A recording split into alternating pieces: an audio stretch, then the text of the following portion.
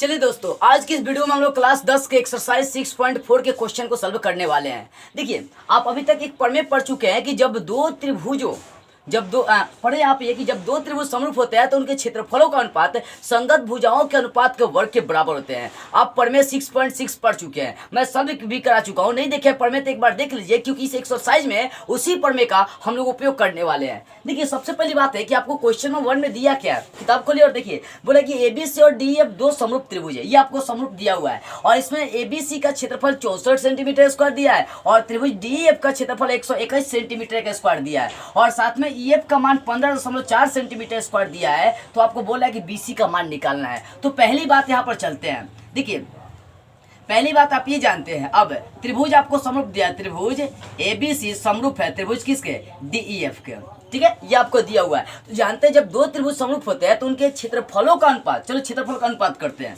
इसलिए किससे, प्रमेय 6.6 से लिख देते हैं, प्रमेय 6.6 से। प्रमेय 6.6 कहती है कि जब दो त्रिभुज समरूप होते हैं तो उनकी संगत भुजाओं का अनुपात, उनके क्षेत्रफलों का अनुपात संगत भुजाओं के अनुपात के वर्ग के बराबर होते हैं। ठीक है, तो प्रमेय 6.6 से चलेंगे तो त्रिभुज के क्षेत्रफलों का अनुपात करिए। त्रिभुज एबीसी का क्षेत्रफल अब बटा हो जाएगा त्रिभुज डीईएफ का क्षेत्रफल। ठीक है ना, तो क्या हो जाएगा, उनकी भुजाओं का अनुपात। तो त्रिभुज एबीसी का भुजा आपका उठा लिया बीसी, बीसी अब बटा डीईएफ का क्षेत्रफल का भुजा, डीईएफ का क्षेत्रफल का भुजा ईएफ उठा लिया है, तो ईएफ का पूरा का स्क्वायर कर देंगे। ठीक है ना, कब, जब ये दोनों त्रिभुज समरूप होते हैं इनके क्षेत्रफलों का अनुपात भुजाओं के अनुपात के वर्ग के बराबर होगा। अब एक और बात ध्यान दीजिए, एबीसी का क्षेत्रफल आपको दिया है 64 सेंटीमीटर का स्क्वायर और डीएफ का क्षेत्रफल आपको दिया है 121 सेंटीमीटर का स्क्वायर। ठीक है, अब बराबर इधर हो गया बीसी अब बटा ईएफ आपका बच गया।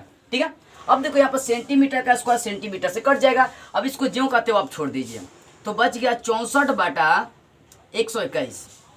एक बात और समझिए, इधर स्क्वायर है तो स्क्वायर हटाएंगे तो इधर, पहली बात इसको ज्यों कहते हो छोड़ते चलिए। चलिए, यहाँ पर बच गया 64 अब बटा 121 अब बराबर बच गया बीसी अब बटा ईएफ का स्क्वायर। अब ध्यान दीजिएगा, जैसे ही स्क्वायर हटाएंगे इधर क्या चढ़ जाएगा, रूट चढ़ेगा। स्क्वायर हटाते हैं तो रूट चढ़ता है, हटाइए यहाँ पर देखिए, तो ये रूट चढ़ेगा तो हो जाएगा रूट अंदर 64 अब बटा 121 अब बराबर हो गया बीसी अब बटा ईएफ। अब बाहर निकालता है, 64 का वर्गमूल 8 होता है और 121 का वर्गमूल 11 होता है। अब बराबर बीसी अब बटा ईएफ, ईएफ का भी मान आपको दिया है, ईएफ का मान दिया हुआ है 15.4 सेंटीमीटर आपको मान दिया हुआ है। ठीक है, आपको किसका मान दिया हुआ है, ये मान दिया हुआ है आपको, ईएफ का मान दिया है इतना सेंटीमीटर का स्क्वायर।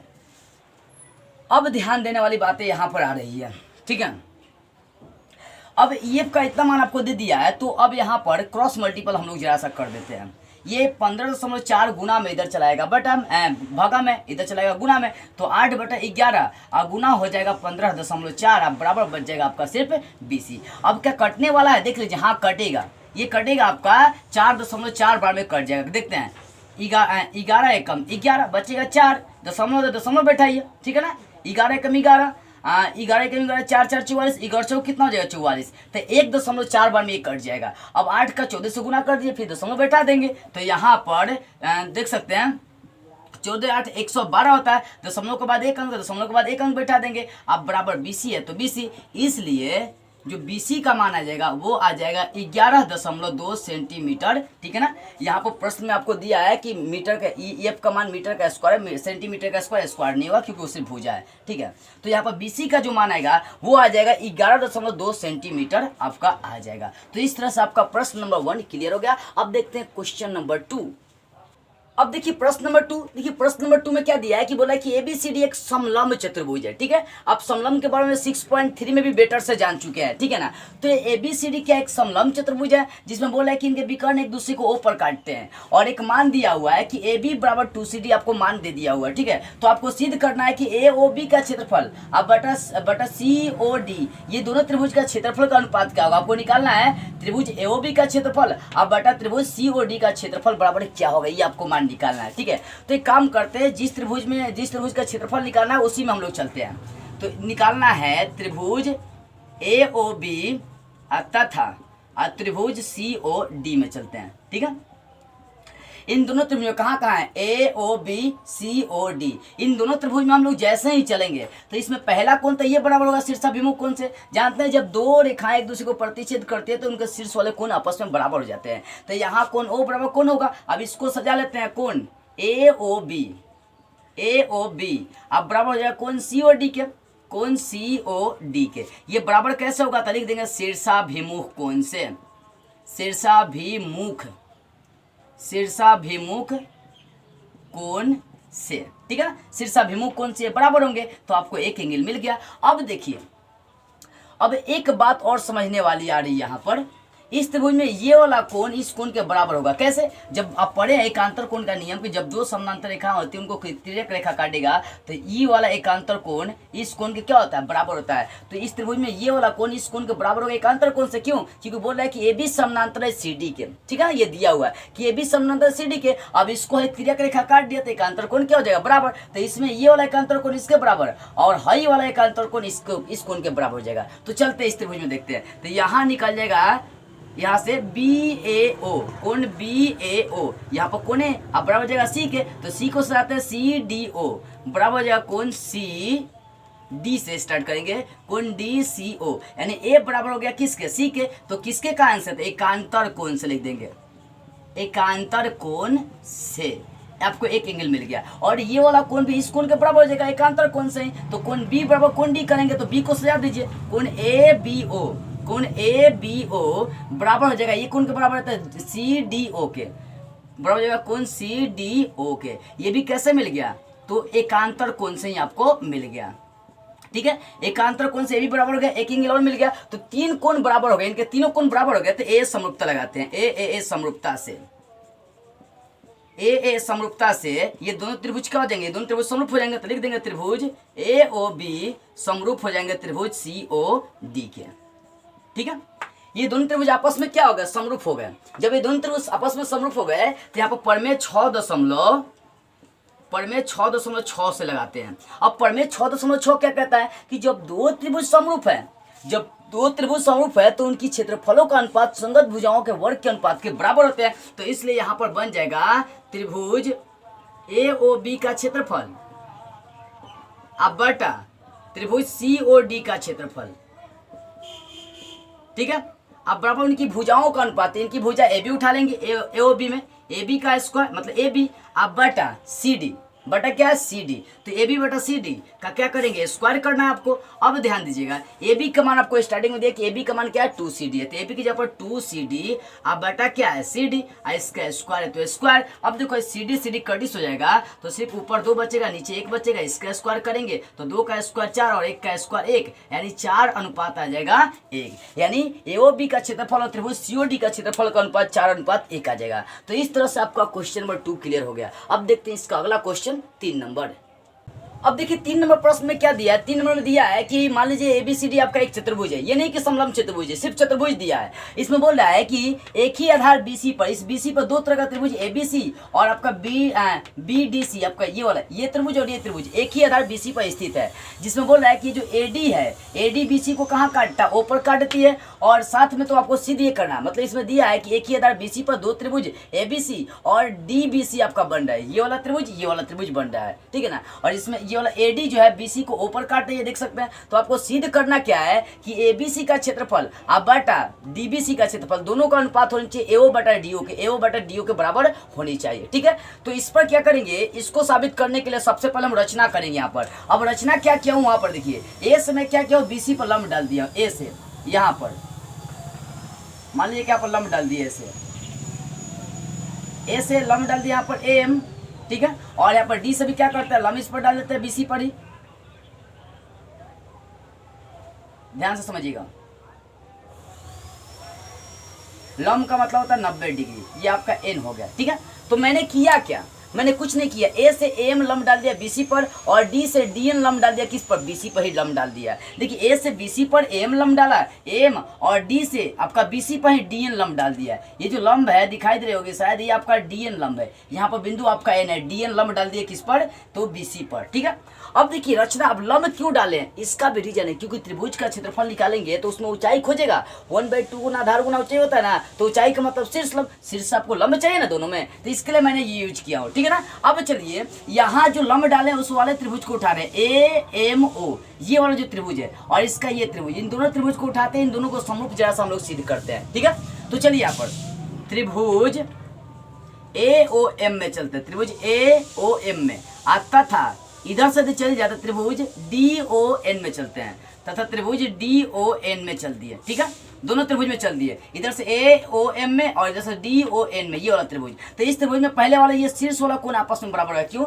शीर्षाभिमुख कोण से जब दो रेखा एक दूसरे को काटेंगे तो उनके शीर्ष वाले कोण बराबर होते हैं, तो ये वाला ओ कोण बराबर हो जाएगा। तो यहाँ पर लिख देते हैं पहले ए ओ एम कोण बराबर हो जाएगा ए ओ एम, अब बराबर हो जाएगा डी ओ सी, कोण बराबर हो जाएगा डी ओ सी, डी ओ सी, ये वाला ओ वाला कोण ओ के बराबर हो जाएगा किसके कारण से, तो लिख सकते हैं शीर्षाभिमुख कोण से, शीर्षाभिमुख कोण से, शीर्षाभिमुख कोण से आपको एक एंगल मिल गया। ठीक है, और साथ में ये एम बराबर हो जाएगा एन, क्योंकि दोनों जगह 90 बन रहा है, तो एम को सहते हैं ए एम ओ, कोण ए एम ओ 90 बन रहा है, यहाँ पर डी एन ओ, कोण डी एन ओ, ये किसके कारण से, 90 डिग्री होने के कारण से एक एंगल आपको मिल गया। तो यहाँ पर पहले शीर्ष वाला कोण बराबर हो गया, फिर 90 डिग्री कोण आने के कारण से एक कोण मिल गया। जानते हैं जब दो कोण बराबर होता है तीसरा अपने आप बराबर हो जाता है, चाहे ए समरूपता लगा दीजिए, तो ए समरूपता से, ए समरूपता से ये जो दोनों आधार त्रिभुज उठाए थे समरूप हो जाएगा। तो ए समरूपता से त्रिभुज ए ओ एम समरूप हो जाएंगे त्रिभुज डी ओ एन के।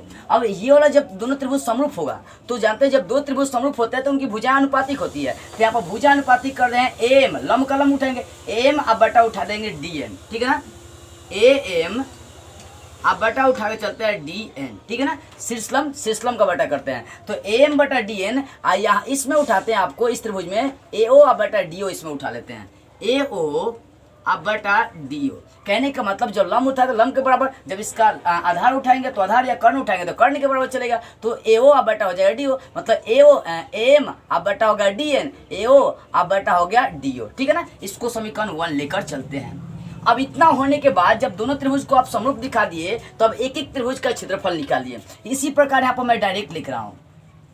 इसी तरह से हम क्या करते हैं, यहाँ पर एबीसी का क्षेत्रफल का बटा करते हैं, त्रिभुज एबीसी का क्षेत्रफल जो दिखाना है वो दिखाते हैं, अब बटा त्रिभुज डीबीसी का क्षेत्रफल, इन्हीं दोनों का अनुपात दिखाना आपको। ठीक है ना, तो त्रिभुज एबीसी का क्षेत्रफल अब बटा त्रिभुज डीबीसी का क्षेत्रफल चलते हैं। अब देखो त्रिभुज एबीसी का क्षेत्रफल का सूत्र होगा 1/2 गुना आधार, आधार तो आपको बोल रहा है कि बीसी है, आधार दे दिया बीसी, गुना शीर्षलम, तो एबीसी में आपका शीर्षलम एम है, तो यहाँ पर रख देंगे ए एम। अब बटा त्रिभुज डीबीसी में चलते हैं तो क्षेत्रफल का सूत्र वही होगा 1/2 गुना आधार, तो आधार इसमें भी बीसी है क्योंकि बीसी आधार पर दो त्रिभुज आपका बना है, स्टार्टिंग में दिया हुआ है, तो आधार बीसी गुना शीर्षलम होता है, तो आप देख सकते हैं डीबीसी में कौन सा शीर्षलम है आपका डीएन है, तो बटा लिख देंगे डी एन। अब यहाँ जो कटने वाला काटी 1/2 से 1/2 कटिस हो गया, बीसी से बीसी कटिस हो गया, तो बच गया आपका एम बटा डी एन। ठीक है, अब देखो एम बटा डी एन आ गया, तो समीकरण 1 से चलते हैं, एम बटा डी एन का मान है एओ बटा डी ओ। ठीक है ना, तो यहाँ पर एम बटा डी एन के जगह पर रख देंगे, देख सकते हैं एओ अब बटा हो जाएगा डी ओ, तो आपको यही लाना था। तो इस तरह से आपका आ गया एरिया ऑफ एबीसी का क्षेत्रफल अब बटा एरिया ऑफ डीबीसी का क्षेत्रफल। ठीक है ना, क्या आ जाएगा, तो एम बटा डी एन आता तो इसका मान रख दिए, तो हो गया एओ अब बटा D O, proved hence verify, prove हो गया आपका इस तरह से क्वेश्चन नंबर 3। अब देखते हैं इसका अगला क्वेश्चन 4 नंबर। अब देखते हैं 4 नंबर क्वेश्चन। देखिए 4 नंबर क्वेश्चन में क्या है कि दो आपको समरूप त्रिभुज दिया है, इनके क्षेत्रफल भी आपस में बराबर दिया है, तो दिखाना है कि ये दोनों त्रिभुज आपस में सर्वांगसम होते हैं। ठीक है ना, तो मान लिया कि एबीसी और डीएफ दो हमारे पास त्रिभुज है, माना कि एबीसी और डीएफ दो त्रिभुज है, जिसमें बोल रहा है कि दोनों त्रिभुज आपस में क्या है, ये दोनों त्रिभुज आपस में समरूप है। ठीक है ना, आपस में समरूप हैं। तो लिख दिया त्रिभुज एबीसी समरूप है त्रिभुज डीईएफ के। और साथ में एक और चीज दिया है कि इनके क्षेत्रफल, त्रिभुज एबीसी का क्षेत्रफल बराबर है त्रिभुज डीईएफ के क्षेत्रफल के। तब आपको सिद्ध करना है कि त्रिभुज एबीसी सर्वांगसम होंगे त्रिभुज किसके, डीईएफ के। ठीक है ना, ये भाग आपको सिद्ध करना है। तो प्रमाण की ओर चलिए, साबित करने की ओर चलिए। ठीक है ना, तो एक काम करते हैं, पहले आपको दिया है उसका यूज करते हैं। दिया है, क्या दिया है, दिया है कि त्रिभुज एबीसी समरूप है त्रिभुज किसके, डीएफ के। तो जानते हैं जब दो त्रिभुज समरूप होते हैं तो प्रमेय 6.6 के अनुसार उनके क्षेत्रफलों का अनुपात भुजाओं के अनुपात के वर्ग के बराबर होता है। ठीक है ना, तो प्रमेय चलते हैं 6.6 से, प्रमेय 6.6 से जरा सा चलिए। ठीक है ना, प्रमेय 6.6 से क्या हो जाएगा, तो इनके क्षेत्रफलों का अनुपात त्रिभुज एबीसी का क्षेत्रफल अब बटा त्रिभुज डीईएफ का क्षेत्रफल का अनुपात क्या हो जाएगा, उनकी संगत भुजाओं के अनुपात के वर्ग के बराबर हो जाएगा। तो इनकी संगत भुजाओं के वर्ग के अनुपात बराबर करते हैं, ए बी अब बटा हो जाएगा डी का स्क्वायर, ए बी अब बटा डी का स्क्वायर, और भी हो जाएगा ये बी सी बटा एफ का स्क्वायर, लिख सकते हैं बी सी बटा एफ का स्क्वायर, और भी लिख सकते हैं ए सी बटा डी एफ, लिख सकते हैं सभी भुजा ए सी बटा डी एफ का दी होल स्क्वायर। ये होता है ना कि जब दो त्रिभुज समरूप होंगे तो प्रमेय 6.6 के अनुसार कि उनके क्या होगा, क्षेत्रफलों का अनुपात संगत भुजाओं के अनुपात के वर्ग के बराबर होगा। अब यहाँ पे एक और क्रिया करिए, यहाँ एबीसी बोल रहा है कि एबीसी का क्षेत्रफल दिया, एबीसी का क्षेत्रफल बराबर है डीईएफ के। तो यहाँ पे एबीसी के जगह पर रख देंगे डीईएफ रख देंगे क्योंकि आपस में बराबर है। तो लिख देंगे त्रिभुज डीईएफ का क्षेत्रफल अब बटा, तो एबीसी के जगह पर डीईएफ लिख दिया क्योंकि बराबर है, और नीचे जो है उसको लिखिए त्रिभुज डीईएफ का क्षेत्रफल अब बराबर आपका आ गया ए बी बटा डी का दी होल स्क्वायर, अब बराबर आ गया बी सी बटा ई एफ का दी होल स्क्वायर, अब बराबर आ गया ए सी बटा डी एफ का डी होल स्क्वायर। अब देखिए दोनों क्षेत्रफल सेम है तो ये कट जाएंगे, तो बचेगा इनके जगह पर से ऊपर एक और नीचे भी एक बचेगा। अब यहाँ पर जो बचेगा उस मान को लेके ए बी बटा डी का दी होल स्क्वायर, अब फिर बी सी बटा ई एफ का दी होल स्क्वायर, अब फिर ए सी बटा डी एफ का दी होल स्क्वायर। ठीक है, इतना करने के बाद एक एक को इसके बराबर उठा लेंगे सबको, तो यहाँ से कुछ मान निकलेगा वही आपको सर्वांगसम सिद्ध करेगा। तो मान लो कि इसको इसके बराबर उठा लेते हैं, लेके चलते हैं। जब देखते हैं ए बी बटा डी के होल स्क्वायर को 1/1 के बराबर उठा लेते हैं। ठीक है, स्क्वायर हटाएंगे इधर रूट चलेगा 1 पर, तो 1 पर रूट चलने से कोई फायदा नहीं है। ये हो जाएगा ए बी बटा जो कहते हो जाएगा डी, अब बराबर इधर सिर्फ 1/1 है क्योंकि स्क्वायर चलेंगे तो रूट चलेगा, तो 1 का रूट आपका 1 होता है। अब क्रॉस मल्टीपल कर देंगे तो ए बी का 1 से गुना करेंगे ए बी, यहाँ पर देख सकते हैं डी का 1 से गुना करेंगे डी, तो आपको क्या मिल रहा है ए बी बराबर डी। तो यहाँ पर जैसे सब उठाएंगे तो सब बराबर ही आएगा, तो इसी प्रकार यहाँ पर लिख दीजिए। इसी प्रकार जब ये उठाएंगे तो आपको मिल जाएगा बी सी बराबर ई एफ, तथा आपको एक और चीज मिल जाएगा, यहाँ जब उठाएंगे ये उठाएंगे 1 के बराबर, तो यहाँ से मिल जाएगा ए सी बराबर डी एफ। तो यहाँ पर भुजाएं क्या कर दिए, बराबर दिखा दिए। अब दोनों त्रिभुज में चल दीजिए। अब त्रिभुज ए बी सी तथा त्रिभुज डी ई एफ में चल देते हैं। जब दोनों त्रिभुज में चल दिए तो इनकी भुजाएं आपस में बराबर आपने दिखा दिया। ठीक है ना, क्या दिखाया था कि ए बी बराबर डी, ये आपको एस मिल गया, और फिर आपने बी सी बराबर ई एफ भी दिखा दिया, बी सी बराबर ई एफ एक भुजा और मिल गया, और साथ में आपने ये भी दिखा दिया ए सी बराबर डी एफ। ठीक है ना, अभी तो दिखा है एस सी बराबर डी एफ, एस मिल गया। तो एस एस एस सर्वांग समता लगा दीजिए, एस एस एस सर्वांग समता से, एस एस सर्वांग समता से ये दोनों त्रिभुज आपस में क्या हो जाएंगे, समरूप हो जाएंगे, सर्वांगसम हो जाएंगे। ठीक है ना, तो त्रिभुज ए बी सी सर्वांगसम हो जाएगा त्रिभुज किसके, डी ई एफ के। आपको यही दिखाना था। तो इस तरह से 4 नंबर क्वेश्चन क्लियर हो गया। अब देखते हैं इसका 5 नंबर। अब देखिए 5 नंबर क्वेश्चन में क्या है कि एबीसी एक त्रिभुज है जिसमें बोल रहा है कि AB की माध्यिका आपका D है, BC की माध्यिका E है, और देख सकते हैं AC की माध्यिका F दिया है। ठीक है ना, और इनको मिलाने पे एक त्रिभुज बन रहा है DEF, और जिसमें आपको निकालना है कि DEF का क्षेत्रफल बटा ABC का क्षेत्रफल का अनुपात आपको निकालना है। तो पहली बात है यहाँ पर प्रमाण में चलते हैं, जो हमें निकालना है वहां पर जरा सा फोकस करते हैं। देखिए यहाँ पर क्या है कि AB की माध्यिका D है, ये दोनों भाग आपस में क्या हो जाएंगे, ये दोनों भाग आपस में क्या हो जाएंगे, बराबर हो जाएंगे। और यहाँ पर ध्यान देने वाली बात है कि EF इसका समानांतर है, यहाँ पर लिख देंगे चूंकि AB BC और आपका है AC। ठीक है ना, AC तीनों की माध्यिका क्या है, डी है, ई है और क्या है, एफ है। ठीक है ना। अब तीनों की माध्यिका एफ है तो सबको बराबर भागों में बांटेगी आपका डी ई एफ। ठीक है ना। तो यहाँ पर बांटेगी तो यहाँ से देखो ई एफ समानांतर है ए बी के, तो इसलिए यहाँ से कुछ मान निकालना। ई एफ जब समानांतर ए बी के तो ई एफ का जो मान होगा यहाँ पर, यहाँ जो ई एफ का मान होगा वो ए बी का आधा होगा। क्यों? ए बी बटा 2। क्यों? क्योंकि ये ई एफ बी का आधा के बराबर है। ध्यान देने वाली बातें आ रही है। देखिए कहने का मेरा मतलब ये है कि जो ई एफ है ये ए बी के समानांतर है, दिखाई दे रही है। तो ई एफ का मान देखिए ए बी को 2 बराबर भागों में बांट दिए तो मतलब पूरा का आधा करेंगे तो आपके इसके बराबर आ जाएगा। ठीक है ना। किसके बराबर हो जाएगा? ई एफ के बराबर जाएगा। अब आगे चलते हैं, यदि यहाँ से बात करते हैं, ये जब बीसी की बात करता है तो बीसी को क्या करता है, ई बराबर भागों में बांट रही है और ये समानांतर डी एफ का है। तो यहाँ से देख सकते हैं जो डी एफ का मान आएगा, डी एफ का मान बीसी का बाई 2 कर देंगे, आधा कर देंगे तो आपका डी एफ के बराबर हो जाएगा। ऐसे ही यदि मान लीजिए एफ की बात करते हैं तो एफ के सामने आपका ये समानांतर डी आ रहा है, डी समानांतर एसी पड़ रहा है, तो डी का जो यहाँ से मान निकलेगा वो हो जाएगा एसी का बाई 2 कर दीजिए, एसी बटा 2। तो इस तरह से आपका किसका ई एफ का मान, डी एफ का मान और आपका निकल जाएगा डी का मान। ठीक है ना। कैसे? इसका आधा करेंगे तो इसके सामने वाला भुजा का मान निकल जाएगा, इसका आधा करेंगे तो इसके सामने वाला भुजा का मान, इसका आधा करेंगे तो इसके सामने वाला भुजा का मान आपका निकल जाएगा। ठीक है ना, क्योंकि वो सब माध्यिका है।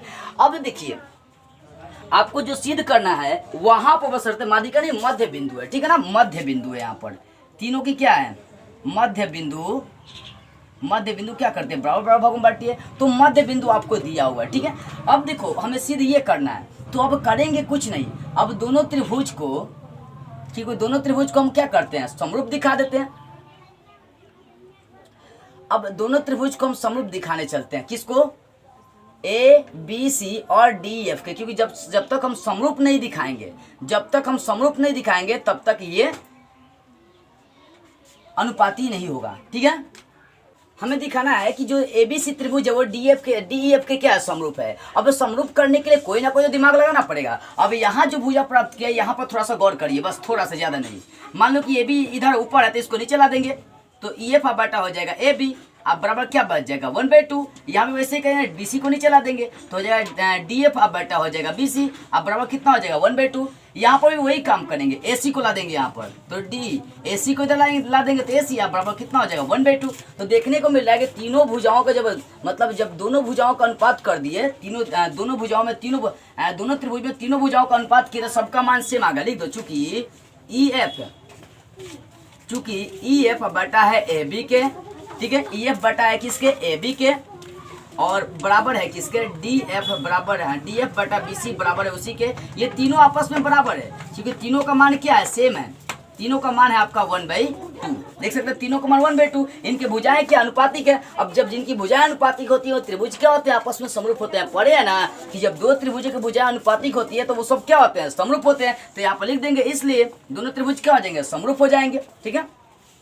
तो त्रिभुज डी ई एफ समरूप हो जाएगा किसके, त्रिभुज ए बी सी के। कैसे कर दिए, इनकी भुजाएं अनुपातिक हो गई। जब भुजाएं अनुपातिक होते हैं दोनों त्रिभुज समरूप होते हैं, या कोण बराबर होते हैं दोनों त्रिभुज समरूप होते हैं। ठीक है। इस तरह से ये भुजाएं आपको आ रहा था इसमें। अब जब दो त्रिभुज समरूप होते हैं तो उनके क्षेत्रफलों का अनुपात आपको मालूम है कितना होता है। ठीक है ना। तो दो त्रिभुज के क्षेत्रफलों का अनुपात यहाँ पर पर में 6.6 लगाते हैं, पर में 6.6 से। तो क्या हो जाएगा, त्रिभुज डी ई एफ उठाते हैं, त्रिभुज डी ई एफ का क्षेत्रफल अब बटा हो जाएगा त्रिभुज ए बी सी का क्षेत्रफल।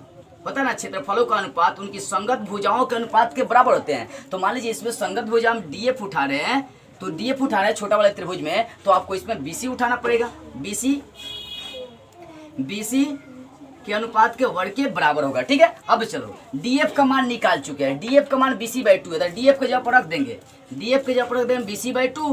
और इसका होल बटा कितना है, BC है, और इसका दी होल स्क्वायर है, तो दी होल स्क्वायर ये 2 घसक कर नीचे चला आएगा तो BC अब बटा हो जाएगा 2BC। कैसे, ये 2 नीचे चला आया। ठीक है। अब इसका दी होल स्क्वायर करते हैं, हाई BC आपका कट गया तो क्या बच गया, ऊपर 1 बच गया, नीचे 2 बच गया। इसका दी होल स्क्वायर, 1 का स्क्वायर 1 और 2 का स्क्वायर कितना होगा 4, मतलब 1:4 आ गया। ठीक है ना। तो इसलिए यहाँ पर लिख दीजिए, इसलिए त्रिभुज DEF का क्षेत्रफल अब बटा त्रिभुज ABC का जो क्षेत्रफल है वो आपका आ गया कितना 1/4, मतलब लिख सकते हैं 1:4 लिख सकते हैं। तो इस तरह से आपका क्वेश्चन नंबर 5 क्या हो गया, क्लियर होगा। थोड़ा सा ध्यान से देखिएगा यहाँ पर, ठीक है। तो बस आज के इस वीडियो में इतना ही, अगले वीडियो में इसके अगले क्वेश्चन को हम लोग सॉल्व करते हुए फिर मिलेंगे।